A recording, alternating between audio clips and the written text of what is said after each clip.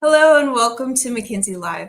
I'm Lucia Rahili, McKinsey's editorial director and your host for today's event, Unlocking Growth, the Power of CEO, CMO, and CFO Alignment.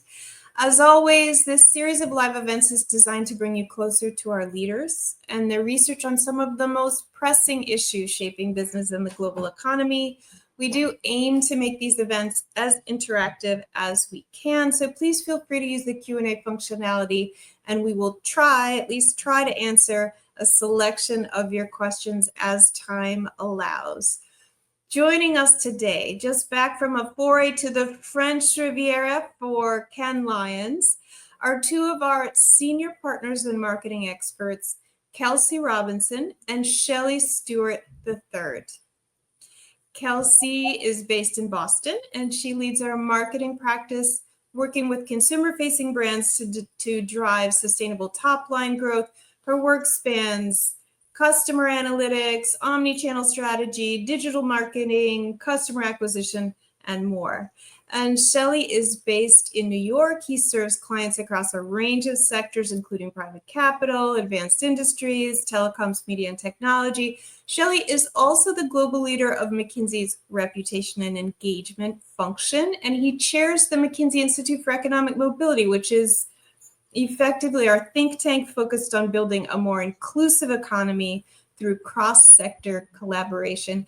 Kelsey and Shelley, welcome back to McKinsey Live. It's so great to see both of you, and thanks for making the time to talk with us today. Thanks for having us, Lucia. Thank you, Lucia.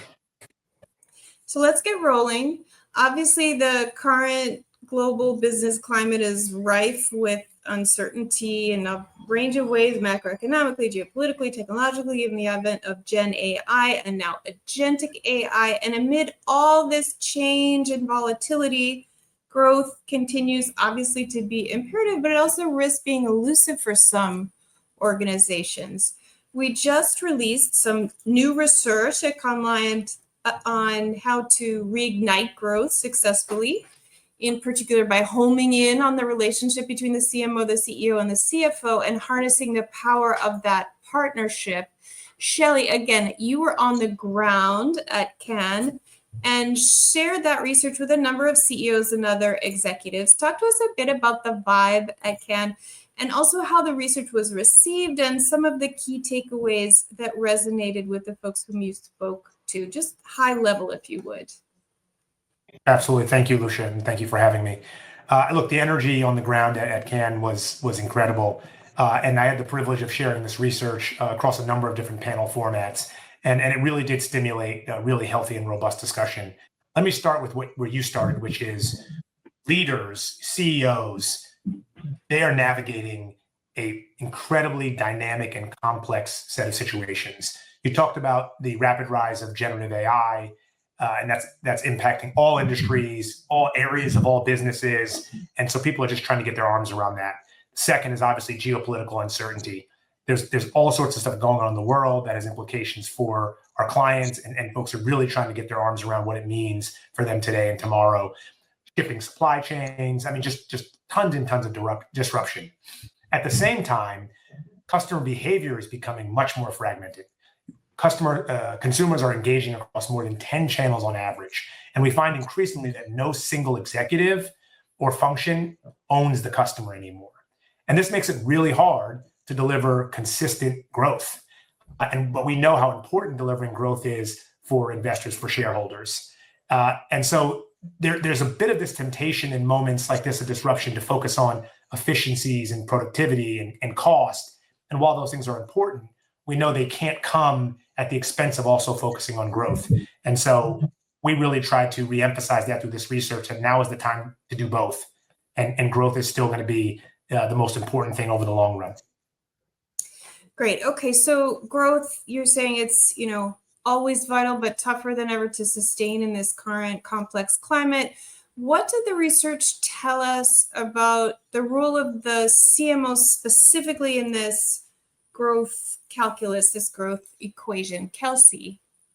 Yeah, so I think we actually did this research because we believe and we know that whether you call it a CMO or in some companies it might be a customer officer or CCO, this idea of someone who's looking out for sustainable, profitable growth with the consumer or the customer at the center is vital. And when we see marketing leaders embedded in more strategic decision making, not just being a brand or a communications officer, but actually taking responsibility for kind of that customer centric growth strategy, we know that companies perform better, right? And so we actually we're able to kind of take what we see in the organization and correlate that to performance, right? And make a case for why is it important to have someone who has that role, a CMO who is empowered, who sits at the right table. And what we saw is when companies had marketing execs involved in strategic planning, you see 1.4x higher top line. And when you actually have a single integrated kind of customer centric exec that's on the top team, you see 2.3x the growth, right? So the growth equation is very clear, and the need for that executive is very clear. I think the challenge we're seeing play out is that from an organizational point of view, because of what Shelley mentioned on the complexity of journeys, we've seen a big proliferation of roles on C-suite, on exec teams. So if we look back 5 years, for example, the size of an executive team has increased 50%, right? And so what that means is we've added all these great roles: chief digital officer, chief data officer, chief revenue officer, sometimes a CCO, and sometimes all of those roles alongside of a CMO. But what that means is there really isn't one person who's kind of thinking end to end about that strategic growth for customer acquisition or retention. And so kind of the way we think about it is when everyone is responsible for that, no one really is, right? It's kind of been fragmented. Right. That's super interesting. Okay, I want to get a little bit more into that point. So based on our research, having this kind of single integrative role in the C-suite offers this opportunity for growth that's both realistic and actually sounds like potentially within reach. So say a little bit more about what's driving the disconnect in the C-suite, this disconnect between CEOs and CMOs. Shelley, do you want to take that? Yeah, absolutely, Lucia. Look, there's no doubt from my conversations, both at Can Lion, but also in general with my clients, that there is a real disconnect. And our data suggests that disconnect is growing. So by one measure, and we've been tracking this over time, we found that the gap between the CEO and the CMO has grown by 20%. Again, at this time, that is super critical to really focus on and deliver growth. And Kelsey alluded to this, but only 50% of CMOs are involved in strategic planning alongside the CEO. I mean, that's a startling statistic in a world where I think of the CMO as being someone who really does understand the end-to-end customer journey. And so that lack of alignment really creates issues.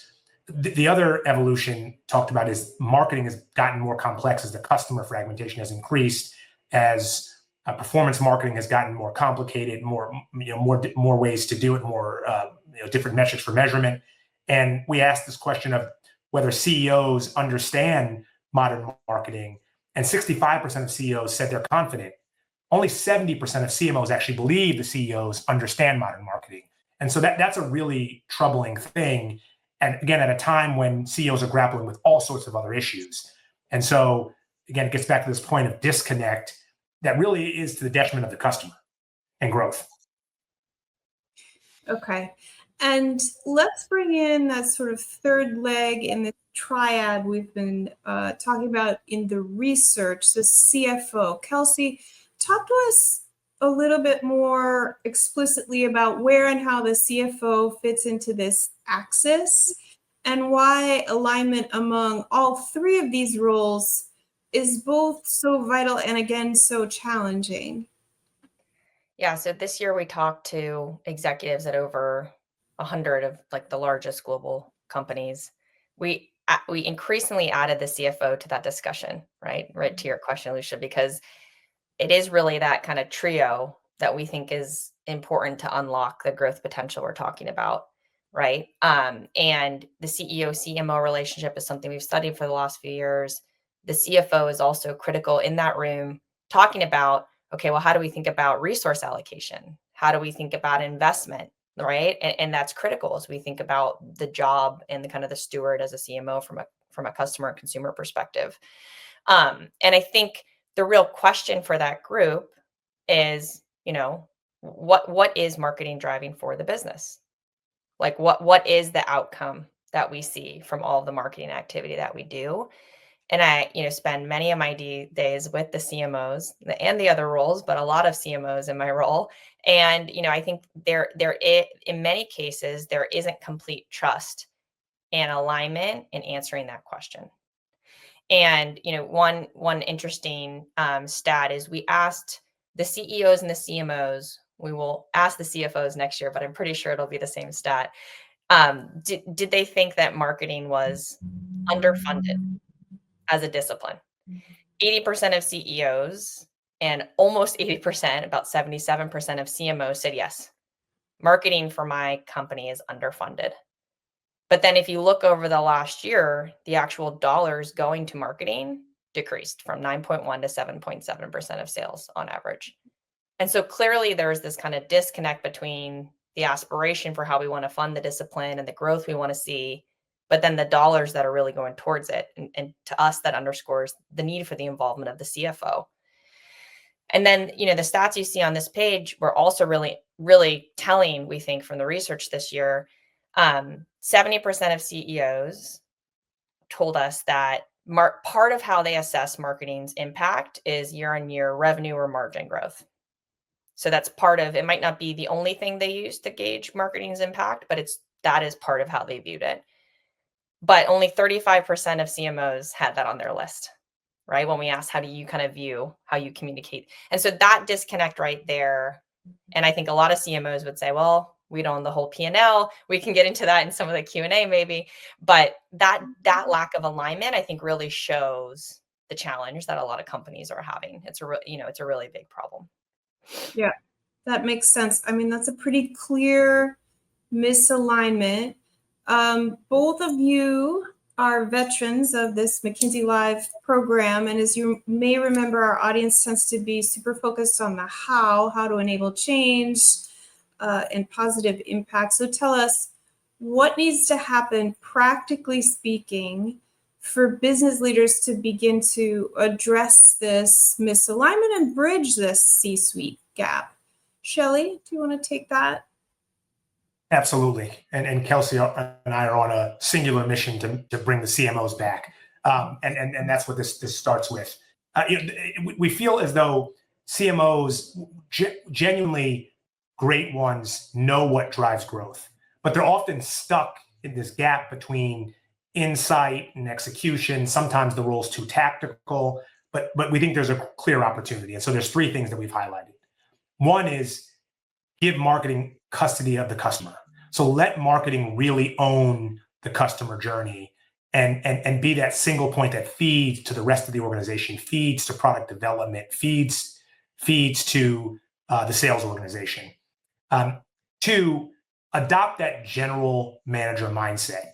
You may not have a P&L in your organization as a marketer, but what are the interlocks you have with the people who do have P&Ls? And how do you ensure that the way that you are judging yourself and being judged by the organization is based on those financial returns of the business? And then three, tied to that, we're working through the C-suite with the CEO, with the CFO to come up with a measurement system that really aligns the activities to the kinds of outcomes that the business cares about, which is ultimately growth. And so if I kind of just get a little bit more into giving marketing custody of the customer, again, this is really about having one part of the organization that really owns end-to-end the customer journey, really has that deep level of insight of who are our customers today, who are our potential customers, what do they care about, what do they need, where do they buy, how do we touch and engage them? And then they are then feeding all of those insights to other parts of the organization. And that's really, really key, because if that sits in 5 or 6 different functions, you may have the insights in total, but they never get integrated in a way that allows you to be most effective. And so again, that always is to the detriment of growth. I think one of the other things, which is a bit of a trend, and Kelsey also alluded a bit to this, is we need to move away from the misconception of marketing as a cost function. And often when times are tough, when there's lots of either distraction in the external world or real cost pressure that an institution faces, instinctively they may go to slash the marketing budget. But slashing the marketing budget may save you dollars in the near term, but it will cost you growth, assuming that you have a marketing organization that's high performing. Because when done well, it of course drives revenue. It helps you attract new customers, keep customers, increase the customer lifetime value. And so this whole idea of getting marketing back at the core, back with a seat at the table, back involved in the strategic design and articulation of the business, that will ensure that you're meeting the needs of the customers, and that will fuel long-term growth. Makes sense. Okay. So I think I'm hearing then that there needs to be education, maybe also a mindset shift if CMOs are to become that single or at least the foremost leader advocating on behalf of an organization's customers, taking custody for the customers as you've described. Kelsey, can I get your thoughts here? Yeah. We see, I mentioned the CEO kind of thinking around what does success and accountability look like for marketing, right? The 70-35 gap. We do acknowledge that these executives typically have kind of rose to the C-suite through very different paths. And so that's part of, a CEO and the CFOs have typically been general managers, have typically been P&L owners, or accountable for tracking all of that in the case of the CFO and really enabling that, right? We saw in our research, like 9 out of 10 CEOs don't have a marketing background. So that's kind of where you're starting, right? And likewise, from a CMO perspective, the CMOs have not grown up in that general manager mindset. And so what we mean by this second action is, as the CMO, there is, an onus on you to actually go and kind of hook into the chassis of the kind of financial goals and the strategic goals and the business unit goals in a much more integrated way, right? So if you're a CMO and you're waking up with more of a general manager mindset, you are thinking about what are the near and medium term goals for every one of the businesses I support or the products I support? How to kind of the day-to-day activities in my team enable those, right? How do I then communicate to the other parts of the organization what I'm doing on behalf of those goals? And while I might not own the whole P&L, how can I communicate the component that I am really driving, right? And where I might need help on other pieces of it. And so it's really about this more holistic, business-centric mindset. And also making sure that their teams are showing up that way, collaborating with their cross-functional teams as well. And so I think we acknowledge there's a little bit of a gap educationally and role-wise, and I think it puts a higher bar in the CMO to really kind of, speak in a way and act in a way that's going to enable that CEO-CFO bridge. Makes sense. Okay, let's take this third step. Suppose I'm a CMO, I'm listening to this, I'm in violent agreement, but we all know that measuring the impact of marketing initiatives is like notoriously difficult. How do I get started on communicating to my CXO colleagues how I'm performing in delivering these strategic outcomes? Yeah, and Lucia, you're right. It's really hard, right? So when we say, third step is a measurement system, we say that acknowledging that creating that is actually really difficult.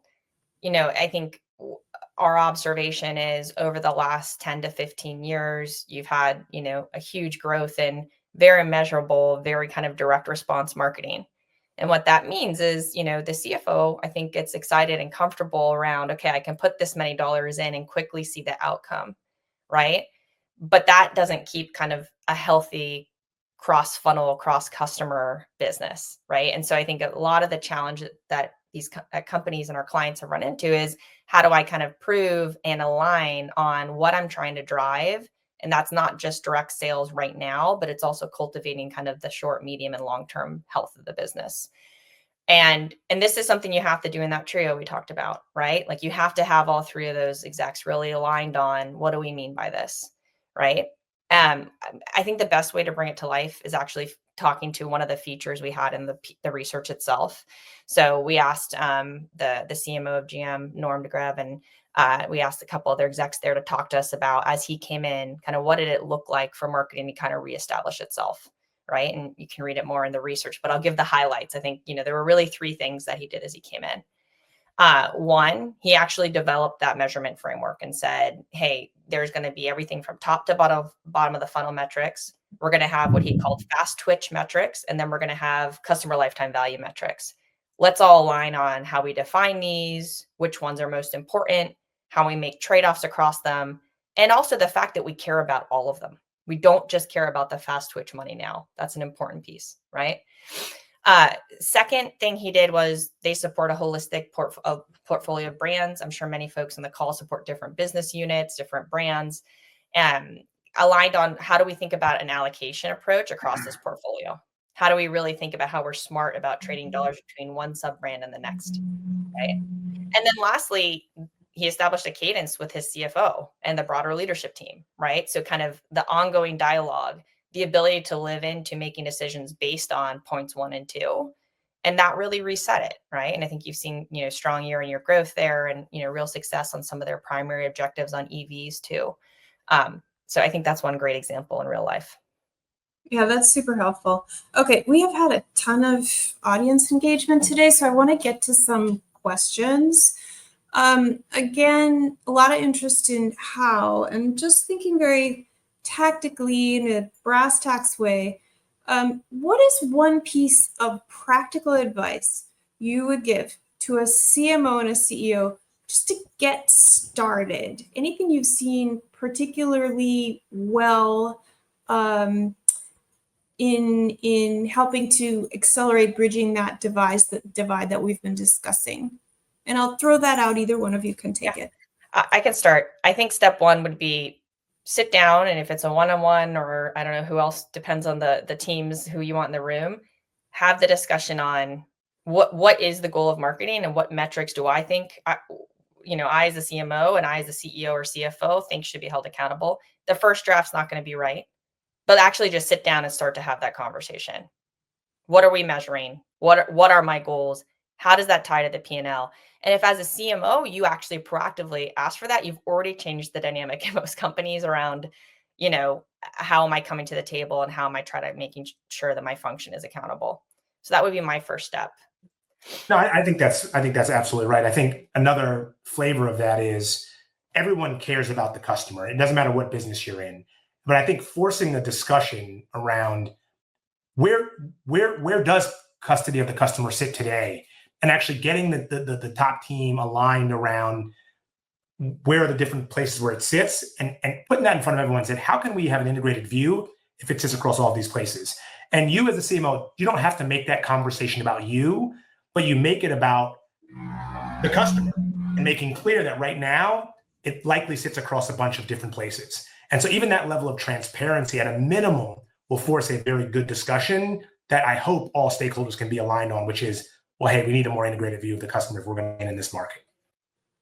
Yeah, Shelley, actually that's a nice answer to another of the questions that came in on like resistance from the CEO to concede ownership of the customer to the CMO and how to navigate that. I think you covered that pretty well there.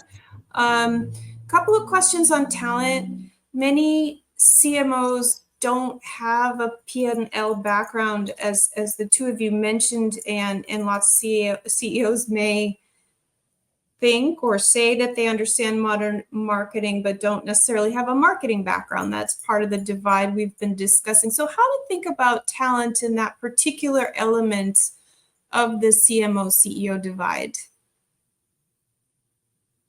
Yeah, I think so. I can start on this one too. I think one way, I think it starts at the top. So the CMO, I think question 1 is, how do you bridge the gap at the education level at the very top? And we've talked a little bit about that. The metrics conversation is helpful.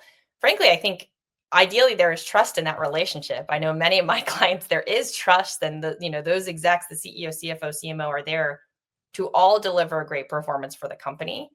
And so I think I would say even just an honest conversation around, hey, there's a lot changing in marketing, right? You could even use us as an excuse. I just saw this interesting report post Cannes Lions from McKinsey, or, I'm sure there are 1 or 2 others you've received. I'd love to talk a little bit about how it's evolving and the pieces that I think are most important for our business. Would you be up for that for 45 minutes? That already kind of starts to, I think, bridge the gap there. And then I think, the CEO or the CFO could actually say, hey, we should sit down and really have a deep dive session on kind of the objectives by business unit overall, what we want the shape of the P&L to look like, and welcoming that kind of in the reverse direction too. Now, any of those folks can instigate those too. And then I think there's a question on talent below the C-suite, right? Which is, how do you cultivate and make sure that, I would say it's very important that marketers who show up every morning actually are thinking, what did I do to drive the business forward today?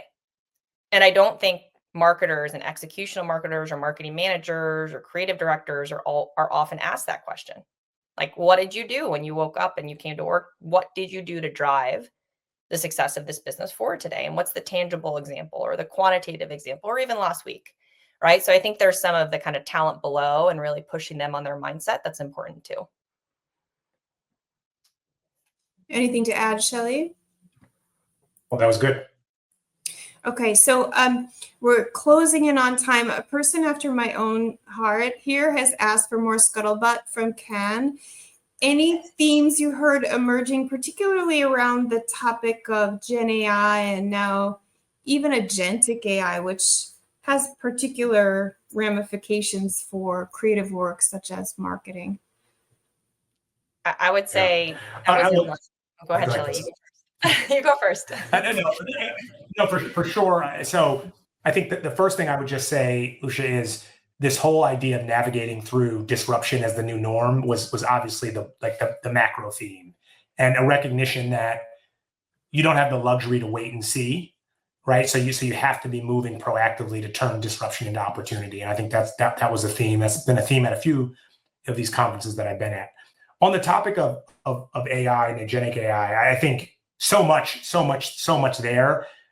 Folks are talking about how it's going to reshape marketing organizations, and in terms of what the makeup and the skill sets are that are required.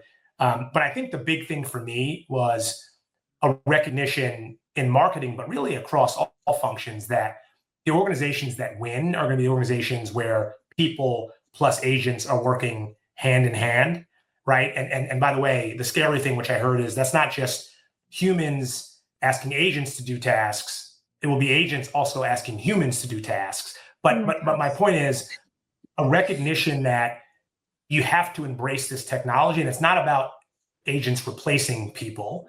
It's going to be the organizations where humans master agentic AI and are therefore then able to kind of leapfrog their peers. And so that was definitely a topic of discussion. Mm-hmm. Kelsey?